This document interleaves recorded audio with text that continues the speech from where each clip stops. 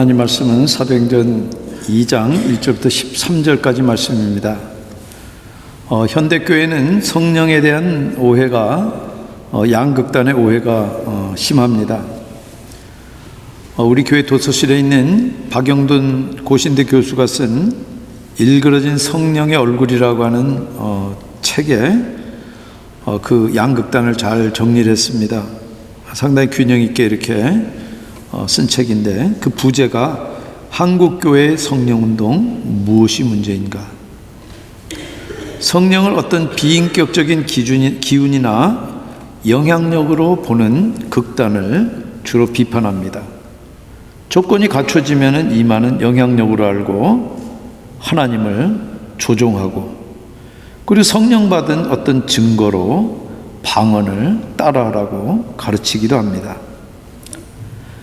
반대로 오순절 같은 역사는 끝났다는 그런 극단도 있습니다. 우리가 구원받고 주님과 동행하는 데는 지금도 성령의 역할이 절대적입니다. 예수님이 성령을 보내신 것은 분명한 역사적인 사실입니다. 팩트예요. 과거에 일어난 일이에요.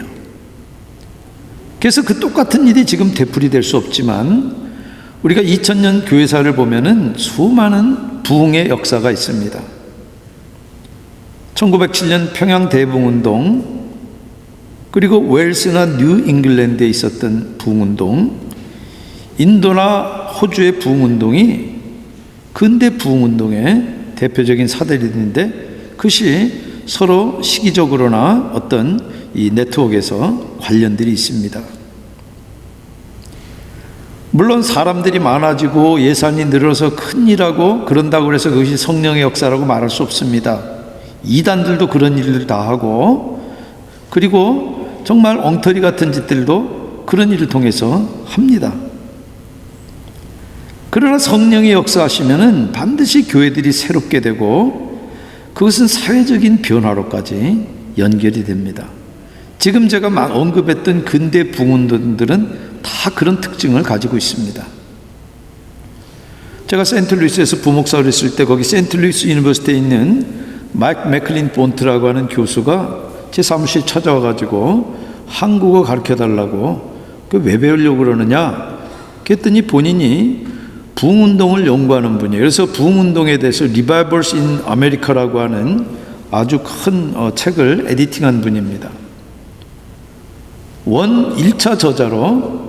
왜 그러냐면은 한국에 왔던 수많은 다른 선교사들이 한국에서 일어났던 평양 대부운동에 대해서 기록한 것이지, 한국 사람들이 쓴 기록들을 연구한 게 아니라는 거예요. 그래서 1차 자료를 연구하기 위해서 한국말을 배우겠다고 온 겁니다. 그래서 6개월 동안 열심히 배우는데 크게 진척이 없었습니다. 그분은 부지런히 저한테 자료들을 갖다 날라주고, 그리고 UCLA나 많은 미시간 대학이나 여러 곳에 1차자들이 지금도 한국의 과거에 이 개화기에 여러 1차 자료들, 신문이나 이런 것들이 다 그 마이크로필름으로 다 보관이 되어 있습니다. 근데 그분이 포기한 이유는, 지금 나한테 이거 한글을 배워도 너 고 따로 배워야 된다 그랬더니 포기해버렸어요. 근데 그분이 이 부흥운동, 근대 부흥운동들의 특징들을 서로 비교하면서 상당히 어떤 공통된 분모들이 있다라고 하는 것입니다. 거기에 죄에 대한 회개운동, 그리고 그 변화가 가정과 사회로까지, 교회 안에서 끝나지 않고 벌어져서 그것이 사회적인 어떤 변화로까지 나타나는, 그리고 그 가운데 서로 교파나 어떤 서로 분열이 아니라 연합되는 그런 현상들, 여러 현상들에 대해서 특징들이 공통적으로 나타납니다. 평양 대부흥운동도 똑같이 그런 일들이 벌어집니다. 우리가 어떤 조건을 조작해가지고 성령이 역사하시도록 할 수는 없어요. 그러나 우리들이 성령이 역사하신 그 과정들을 살펴보면서 정말 우리가 성령 하나님 지금도 우리들 가운데 부흥의 역사를 일으키시기를 원합니다. 그래서 정말 우리가 주변에 정말 쓸데없는 그런 일에 우리들의 시간과 정력을 낭비하는 것이 아니라 정말 사람을 살리고 역사를 변화시키는 어떤 시대의 주체로서 그렇게 쓰임받기를 원합니다. 사도행전 2장 1절부터 13절까지 한 절씩 교독하고 13절은 같이 읽겠습니다. 오순절 날이 이미 이름에 그들이 다 같이 한 곳에 모였더니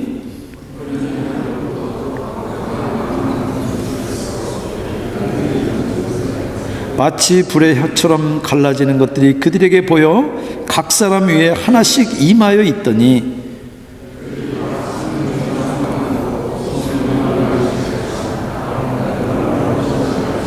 그때 경건한 유대인들이 천하 각국으로부터 와서 예루살렘에 머물러 있더니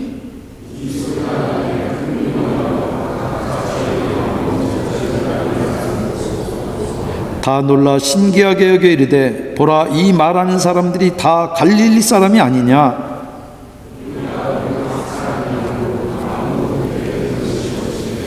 우리는 바데인과 메데인과 엘람인과 또 메소포타미아 유대와 갑바도기와 본도와 아시아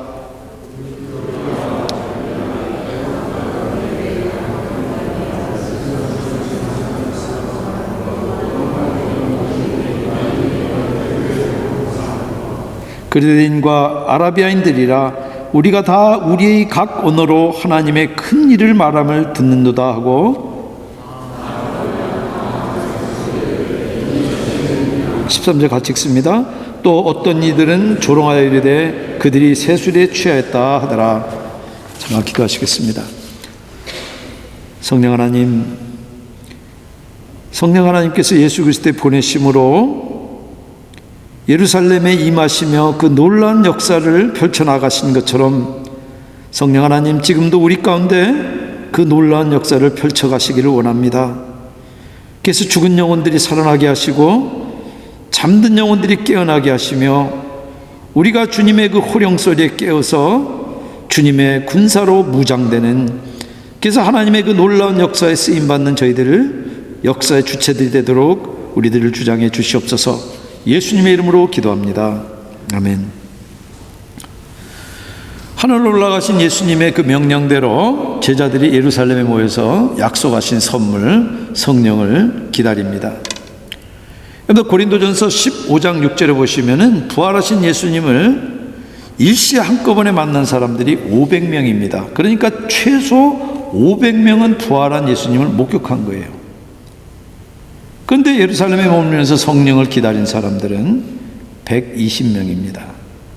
3배가 넘는 나머지 380명의 목격자는 다 어디 갔습니까? 똑같이 예수님 만나고 부활한 예수님 만나고 똑같이 하나님 말씀 듣고 똑같이 기도하고 똑같이 예배에 처해 있었던 사람이 우리가 하나님 앞에 섰을 때 어디로 갔지? 이 사람 안 보이네. 그런 일들이 이렇게 벌어지는 것입니다. 오순절날 주님이 약속하신 성령이 드디어 오십니다. 파워포인트 한번 보여주시기 바랍니다. 유대인 성인 남성은 유월절, 오순절, 초막절 이렇게 세 절기에는 성전에 나와서 제사를 드릴 의무와 특권이 있었습니다. 유월절은 애굽에서 해방된 것을 감사하는 절기예요. 오순절은 약속의 땅에 들어와서 첫 추수한 것을 감사하는 절기예요. 초막절은 광야에서 나그네했던 것을 기억하면서 마지막 추수를 감사하는 절기예요. 오순절을 칠칠절로 부르는 이유는 유월절로부터 7일에 7번 7일이 49예요. 그리고 그 다음 날이면 50일이죠. 그래서 오순절이에요. 맥추절로 부르는 이유는 보리 추수를 감사한 절기라서 그렇게 부릅니다. 약속의 땅에 들어와서 보리를 주셔서 첫 열매를 바치는 날 부활의 첫 열매이신 주님께서 그 부활의 첫 열매인 당신을 당신의 교회에게 지금 선물로 주시는데 그게 바로 성령이에요.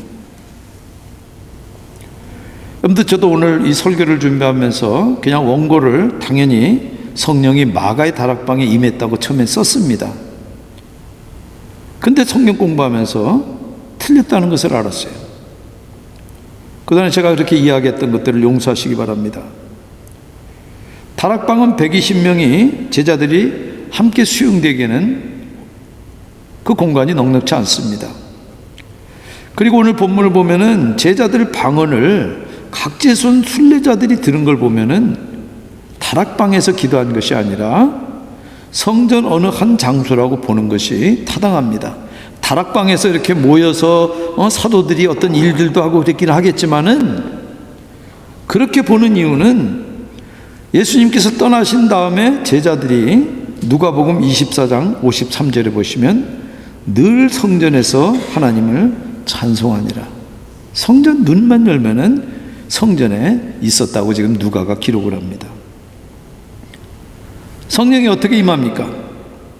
먼저 제자들이 소리를 듣습니다. 귀로 강한 바람 소리, 강한 바람 같은 소리를 듣는데, 누가복음 21장 25절에 파도의 성난 소리하고 헬라어가 같습니다. 어떤 강한 바람 소리 같은 소리를 듣는 거예요. 그리고 제자들이 눈으로 보는데 불의 혀처럼 갈라지는 것을 각 사람에게, 불의 혀처럼 갈라지는 게 각 사람에게 미치는 것을 봅니다. 그 말이 성령이 광풍이나 불 모양이라는 뜻이 아니에요. 그래서 여기 유나이티드 메소디 처치나 우리가 교회가 속해 있는 PCUS의 로고에 지금 불처럼 이렇게 돼 있는데, 그게 성령은 아닙니다. 그게 아니라 출애굽기 3장 2절에 보면은 떨기나무 불꽃 가운데 불은 계속 이글이글 하는데 나무가 타질 않아요. 여호와 하나님이 나타난 거예요. 그래서 그 불은 여호와의 임재, 하나님의 임재를 상징합니다. 모세가 하나님의 명령대로 두 돌판을 다듬어 가지고 시내산에 올라가니까 불구름이 시내산을 덮습니다. 하나님의 상징 임재가, 성막이 그 광야에 세워졌을 때 그 불기름 쉐키나가 그 성막을 덮습니다. 그리고 불은 심판을 상징하고 성결을 가져옵니다. 왜냐하면 불은 부정한 것을 태우고 진정한 것을 남기기 때문에 그래요. 제자들이 바로 불의 혀같이 갈라지는 걸 봅니다. 혀가 갈라진 게 아니라 혀같이 갈라지는 불이에요. 여러분들, 헬라어로 혀는 글로사라고, 방언도 두 헬라어가 똑같습니다. 여러분들, 영어도 텅이라고 하는 얘기가 혀라는 뜻도 있고 언어라는 뜻도 있는 것하고 똑같습니다. 그리고 성령의 충만함을 거기 있는 120명의 제자들이 모두 다 받습니다. 여기 충만하다라고 하는 동사의 명사형, 이 단어를 누가가 자주 즐겨 쓰는데 주님의 어떤 특별한 영향을 그렇게 표현합니다.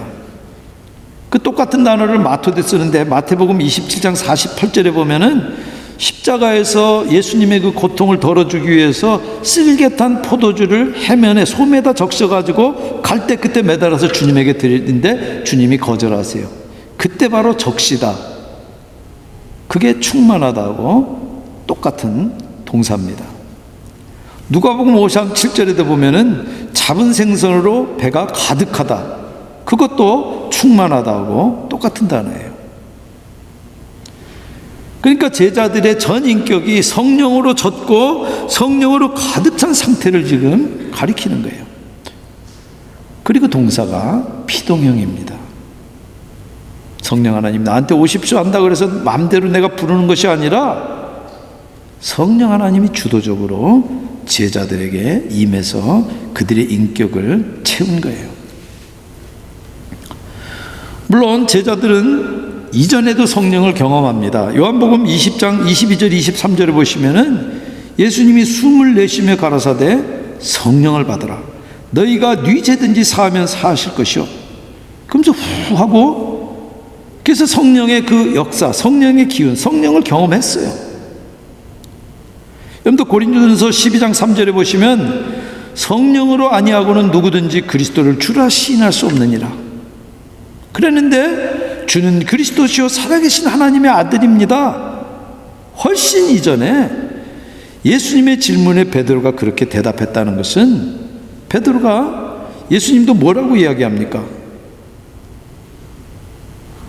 네가 지금 그 고백 알게 한 것은 사람의 일이 아니라 하나님이 알게 하셨다. 성령의 경험의 결과라고 이야기합니다. 그러나 오순절 성령 강림은 유일하고 독특한 사건이에요. 여러분들 지금도 처음 믿는 분들은 성령을 받고 성령의 능력도 경험합니다. 그러나 오순절 같은 성령 강림은 아니에요. 예수님의 십자가 부활 사건이 역사적인 유일한 독특한 사건인 것처럼 성령 강림도 유일하고 독특한 사건이에요. 근데 여러분들 오늘 본문에 누가는 성령 강림을 성령 세례라고 표현하지 않고 성령 충만이라고 표현합니다. 여러분들 믿는 사람은요, 성령 세례를 받았기 때문에 믿습니다. 우리가 아담 안에서 우리 영혼이 이미 죽어버렸기 때문에 아무리 지혜 있고 아무리 공부를 많이 한 사람이라 할지라도 성경 말씀 듣고 예수님의 복음 듣는다고 절대 믿음이 생기지 않아요. 우리가 겨자씨만한 믿음이라도 우리 가운데 생기는 것은 성령 하나님이 우리 죽은 영혼들을 살리시고 그래서 그 복음에 우리들이 반응할 수 있도록 역사했기 때문에 그러는 거예요. 그래서 그런 사람들을 우리들이 교회가 공적으로 확인해서 물세례를 주는 것입니다. 그러니까 우리가 나는 물세례는 받았지만 성령 세례는 받았습니다. 전혀 성경적이지 않아요. 교회에서 성령 세례를 받은 사람을 확인하고 주는 것이 물세례예요.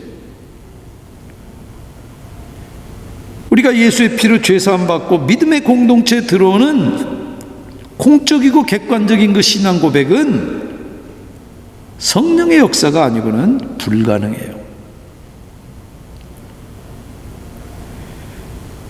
따라서 성령 세례는 반복될 수 없습니다. 그러나 성령 세례 받은 사람은 반복적으로 성령 충만할 수 있고 성령 충만해야 돼요. 그래야지 지금 여기서부터 주님과 동행하면서 천국을 누리며 살 수 있지, 예수 믿는 목적이 죄 짓는 라이센스 받는 게 아니에요. 아, 나 예수 믿었으니까, 신앙 고백했으니까 내가 이 땅에서 무슨 짓을 해도 나는 천국에 간다? 그런 일은 있지 않아요.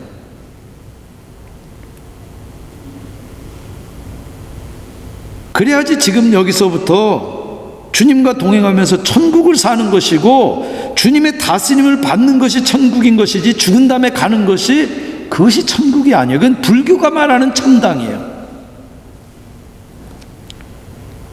그렇게 천국의 비밀을 발견하면서 그리스도의 장성한 분량까지 자라나가는 것은 성령 충만이 아니고서는 되질 않아요. 그게 주님이 성도들을 왕같은 제자장 삼은 목적이고 그게 비전이에요. 그런데 그러려면 계속 성령 충만해야 됩니다. 우리가 믿고 구원받는 것도 중요하지만 믿는다고 자동으로 주님과 친밀하게 동행됩니까? 여러분들이 로미오와 줄리엣 같이 그렇게 연애해가지고 결혼한다고 그 사람들이 행복하게 그렇게 삽니까? 그 중에 절반 이상은 이혼으로 피 터지게 싸우고 헤어져요. 여러분들 첫걸음 주님과 함께 내디뎌도 지속적으로 성령 충만해야지만 주님과 친밀한 관계가 발전되지, 첫걸음 함께 떼도 엉뚱한 데서 딴짓하고 헤매면은 친밀함은 사라지고 결국 천국 백성으로 정체성조차도 흔들리는 거예요. 그러니까 장로 건설하는 분들이 점치고 무당 찾아가고 이것도 저것도 안 되니까 자살하고 그런 일들이 비일비재하게 지금 벌어지는 거예요. 여러분들 오순절의 이 성령 충만은 제자들에게 방언을 선물로 줍니다. 근데 창세기 11장에 보면 바벨탑을 쌓던 인간들의 언어는 하나였어요. 그리고 그 바벨탑을 쌓는 동기가 우리가 탑을 높이 쌓아서 우리의 이름을 내고 우리가 흩어짐을 면하자, 동기가 아주 악해요. 그래서 주님께서 내려오셔서 언어를 혼잡시켜서 서로 소통할 수 없게 되니까 도시 건설을 포기합니다. 여러분들 제자들이 방언을 시작하니까 지중해 각지에서 온 순례자들이 자기들의 언어로 하나님의 큰 일을 들어요. 파워포인트 한번 보여주시기 바랍니다. 여러분들 지도에 지금 있는 이 막대기들이 다 오늘 지금 이 누가가 기록하고 있는 로마 제국의 여러 지역에서 온 디아스포라 유태인들의 출신지예요. 여러분들 지금 이 화살표가 끝까지 못 갔지만 저 로마까지 가고 그리고 인도 접경까지 갑니다. 그 당시 로마 제국에서 알려진 소위 땅끝까지 모든 사람들이에요. 바벨의 저주가 복음 전파를 위해서 역전된 거예요. 여러분들 아브라함 카이퍼라는 화려한 신학자는 제가 굉장히 좋아하는 분이지만 지금 이야기하는 이 부분은 동의하지 않습니다. 고린도전서 이 고린도 교회 사도 바울이 이야기한 그 방언하고 여기 오순절 사도행전 2장에 나오는 이 방언하고 둘 다를 알 수 없는 언어로 봅니다. 그런데 이 오순절에는 청취의 기적이 일어났다. 들을 수 있는 기적이 일어났다고 그렇게 해석을 해요. 제자들은 지금 같은 언어를 말하는데 순례자들이 제각각 자기들 언어로 들었다고 그렇게 해석을 합니다.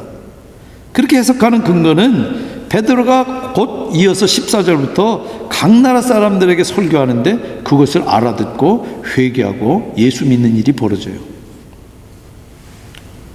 근데 본문 정확하게 보시기 바랍니다. 4절 성령이 말하게 하심을 따라 다른 언어들로 말하기를 시작하니라.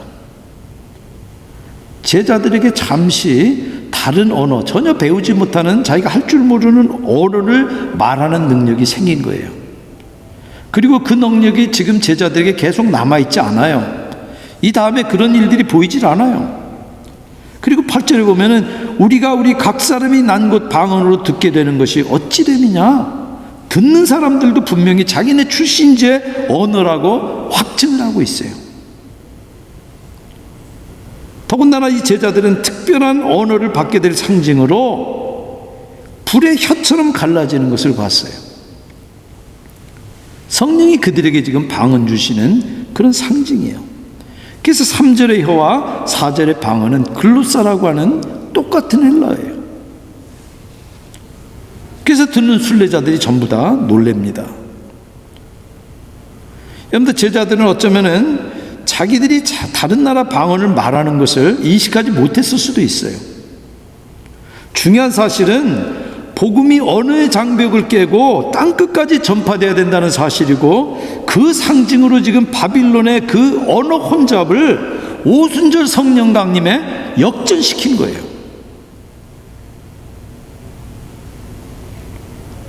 그 못 배운 갈릴리 어부거나 아니면 막노동꾼이나 이런 사람들, 이 보통 사람들이 지중해 각 나라 말로 지금 복음을 전하니까 한국식으로 이야기하면은 우리 지게 지구 이러는 사람이 갑자기 독일어하고 프랑스하고 이런 식이에요. 놀라고 당황해. 이 어찌된 일이냐. 그들이 세술에 취했다. 찬탄과 조롱에 엇갈립니다. 누가는 9절부터 11절까지 장황하게 지금 각 지역의 그 순례자들의 출신 지역을 나열합니다. 당시 알려진 땅끝이에요. 여러분들 성령 충만은 교회 와서 기도하고 예배하는 것에 국한되지 않습니다. 일상 속에서 비즈니스 할 때, 학교에서 가르치고 리포트 쓸 때, 집에서 잔디 깎을 때, 월마트 가서 야채 고를 때 하는 모든 행동을 다 망라해요. 성도는 종교행위 할 때만, 내가 교회 가서 집사님 할 때만 내가 집사님으로 살고 나머지는 자기 멋대로 그렇게 세상 방식으로 하나님하고 관계없이 사는 것이 아니에요. 우리가 삶의 전 영역에서 일관되게 인테그리티를 가지고 그렇게 크리스찬으로 살아가려면은 반드시 성령 충만해야 돼요. 그래서 성령 충만이라고 하는 얘기는 이상하게 사람이 맛이 가는 거 아니에요. 라이프 스타일을 성령의 인도하심에 따라서 계속 바로잡아 나가는 거예요. 그래야지 육신의 욕심에 끌려다니다가 인생이 왜곡되고 쓰레기 같은 인생이 되지 않는 거예요. 그래야지 주님과 소통하며 친밀하게 살 수 있어요. 여러분들 성령 충만은 개인적으로만 하시는데 그렇지 않습니다. 성령 충만이 일어나는 장면들, 부흥운동의 장면들을 보면 예외 없이 공동체적이에요. 지휘관의 호령에 따라서 군인들이 열병 분열할 때 열 맞추는 것처럼 성령의 인도하심에 따라서 일치한 행동과 공동의 노력들이 거기에 일어난다는 거예요. 쓰는 말만 종교적으로 바꾸라는 얘기가 아니에요. 입만 열면 성령 하면서, 입만 열면 하나님 하면서 지 멋대로 사는 사람들 교회 안팎에서 수도 없이 매일 봐요. 성령을 기운이나 영향력 취급하는 은사주의일수록 비인격적이에요.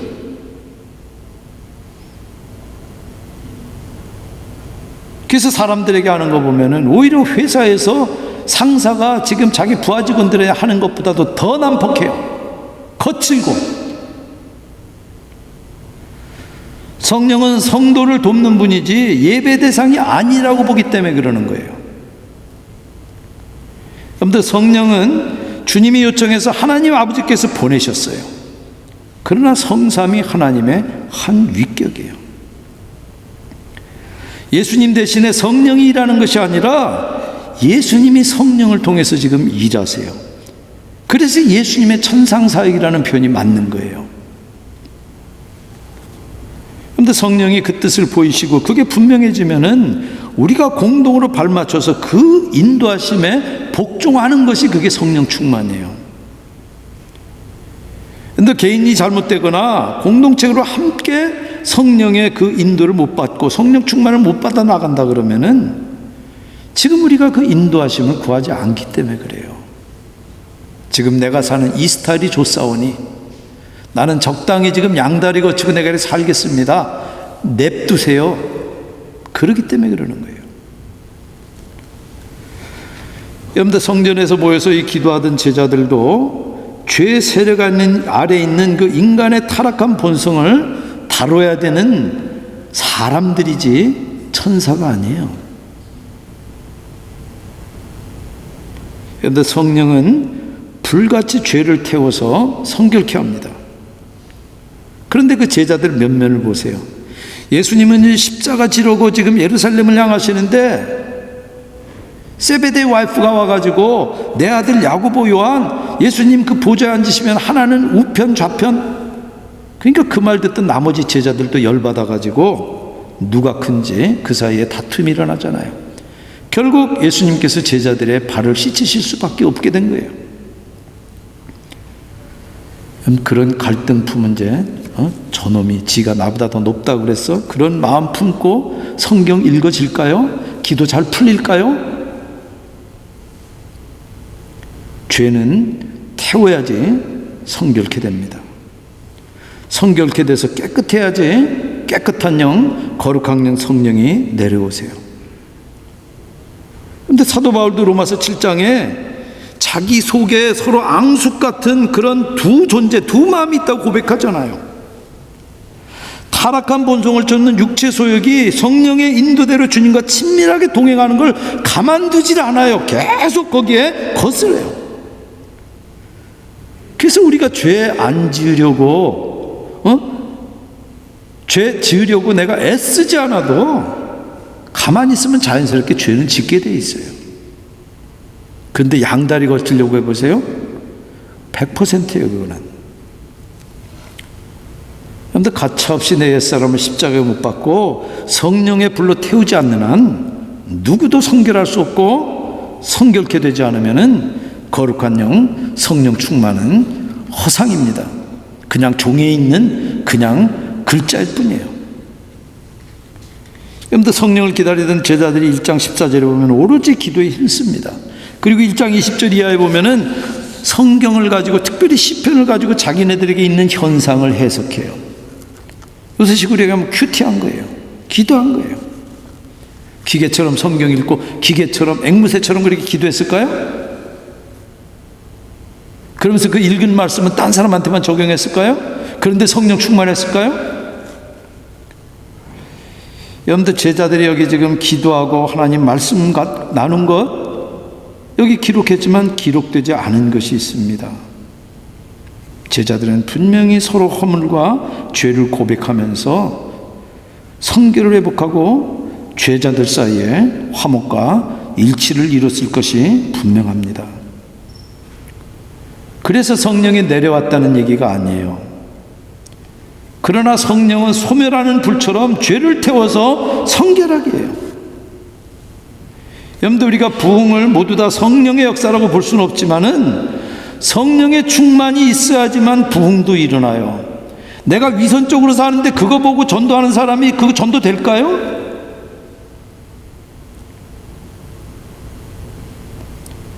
그런데 1907년에 평양 대붕운동 이전에 알려지지 않은 1903년에 원산 부흥이 있었습니다.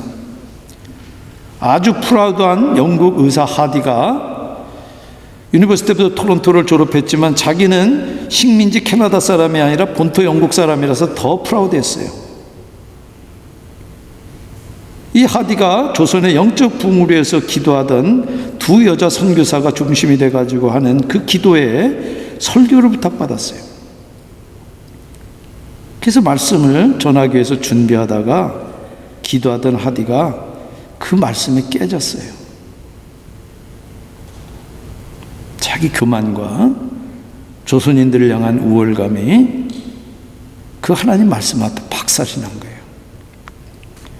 그래서 이틀 동안 그 사람들 앞에 가서 설교하면서, 여러분들, 프라우드한 사람이 자기 허물 내놓는 게 쉬울까요?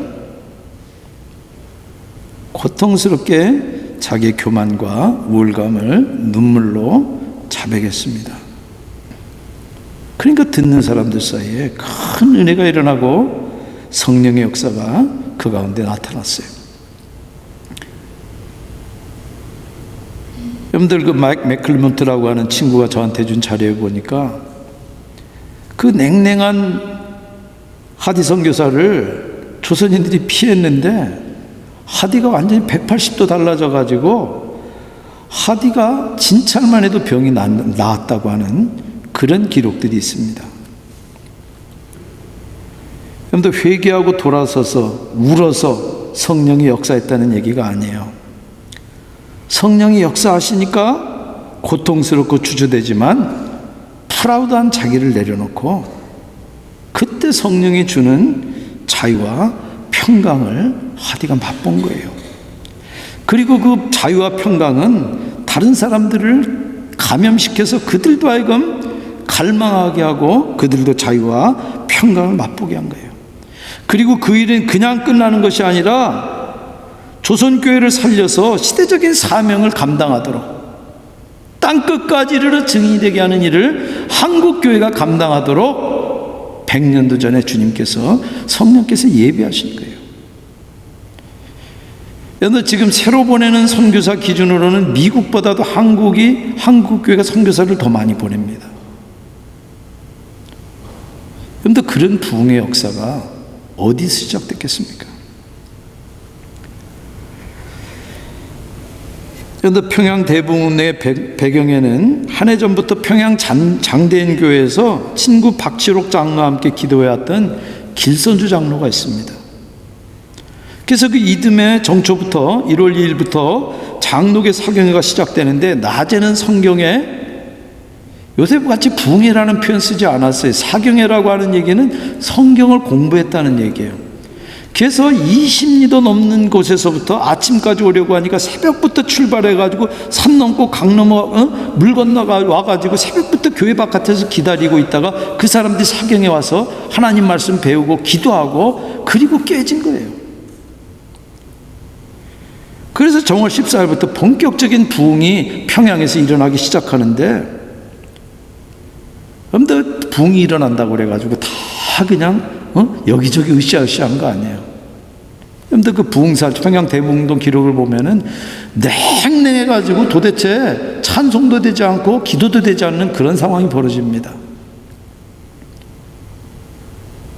그랬을 때 길선주 장로가 하디처럼 자기 죄를 고백해요. 여러분들, 길선주 장로는 평양에서 존경받는 인물입니다. 나중에 목사가 되는데, 친구가 죽으면서 자기에게 맡겨놓은 자기 친구의 미망인 유산을 자기가 다 넘겨주지 않고 상당히 큰 돈을 감췄어요. 그걸 고백하고 눈물로 회개하면서 얼마나 지옥적인 얘기입니까? 이자까지 더해서 돌려줍니다. 여러분들, 그 부흥은 교회 안에서 끝나지 않고 당시 평양과 조선으로까지 퍼져나가서, 여러분들, 그 당시 사람들은 숲하는 사람, 숫장수나 광대, 무당이나 백정 같은 천민들은 사람으로 취급을 안 했어요. 그런데 그 사람들이 그 이전에는 양반교회, 쌍민교회, 천민교회 이렇게 나눴던 것들을 그때 이 장벽들을 깨고 하나가 되는 신분의 벽을 깨는 일들이 벌어집니다. 그런데 그 시작은 조선 사람을 믿음 없고 정직하지 못하다고 여겼던 프라우드한 의사 그 하디가 하나님의 말씀에 도전에 굴복하고 기도 가운데 회개해서 성결을 회복하는 데서부터 시작이 됩니다. 그래서 그 원산에부터 시작된 그 불길이 평양으로, 그리고 그 2년 후에는 1909년에는 100만 구령 운동이 벌어져요. 여러분들, 그 당시에 한국의 기독교 인구가 0.1%가 되지 않을 때예요. 근데 100만 명을 목표로 해서 기도하면서 100만 구령 운동이 벌어집니다. 여러분들, 지금 최근에 한국 인구 센서스 조사로 기독교인이 얼마인 줄 아세요? 최소 25%입니다.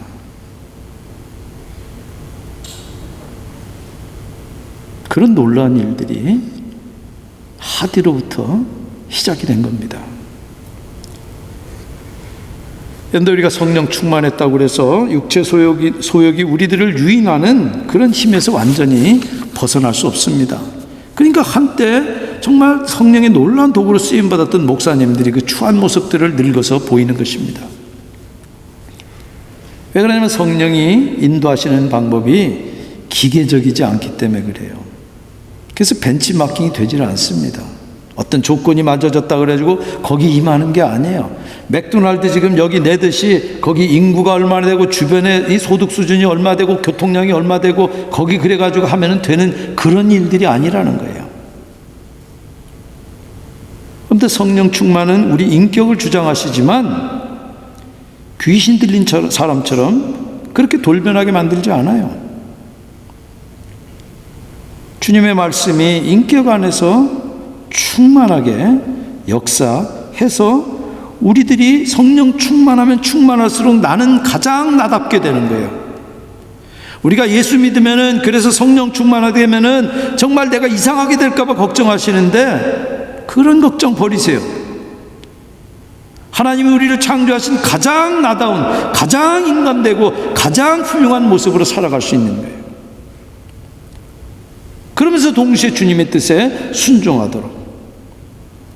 그래서 기계적으로 외운 그 말씀, 아니면 앵무새처럼 외우는 그런 기도가 아니라 그 말씀의 원리가 우리 안에서 녹아지고 정말 하나님과 늘 동행하면서 하나님과 대화하는 그런 일들을 가능하게 우리를 돕는 일들을 성령 하나님이 우리 안에서 하시는 거예요. 그랬을 때 지금 여기서부터 주님과 동행하면서 천국을 사는 거예요. 천국은 죽어서 가는 데가 아니에요. 성령은 바로 우리가 그렇게 살도록 돕는 하나님이세요. 그 성령이 오순절에 내려와서 세상 끝날까지 우리와 함께 우리 안에 사시면서 지금도 우리를 인도하세요. 그래서 성령을 의지하는 사람은 누구나 천국의 비밀을 발견하고 그리스도의 장성한 분량에까지 이르도록 지금도 도우세요. 그 성령 하나님이 여러분들 가운데, 그리고 우리 교회 가운데 충만하게 되시기를 바랍니다. 그래서 땅끝까지 이르러 증인이 되는 여러분들, 그리고 우리 교회 되기를 주님의 이름으로 축원드립니다. 같이 기도하시겠습니다. 참 좋으신 하나님, 저희들도 이 오순절에 제자들이 성령으로 충만케 된 것처럼 저희들이 성령으로 충만케 되기를 원합니다. 죽은 영혼들이 살아나게 하시고 잠든 영혼들이 깨어나서 주님과 동행하며 하나님 나라의 그 비전을 발견하고 우리 인생이 하나님이 만드신 가장 최상의 가치를 발현하며 하나님을 기쁘시게 하는, 그리고 수많은 사람을 살리고 수많은 사람의 복의 근원이 되는 저희들, 저희 가정, 그리고 저희 K그룹과 교회 되도록, 그런 한국교회, 미국교회 되도록 하나님 도와주시옵소서. 예수님의 이름으로 기도합니다. 아멘. 자, 자리에 일어나셔서 찬송